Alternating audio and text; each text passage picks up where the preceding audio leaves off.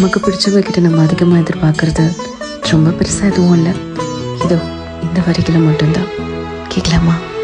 விண்ணில் ஓடி கண்ணால் வாடும் நிலவே நாடும் குருகாதே, உன்னை பாடி மண்ணில் கோடி கவிதை வாழும் மறவாதே. நீலாச்சோறு நீலாச்சோறு கனவா நீயும் பசியார, குயில் பாட்டு தருவோம் நாங்கள் குஷியாக.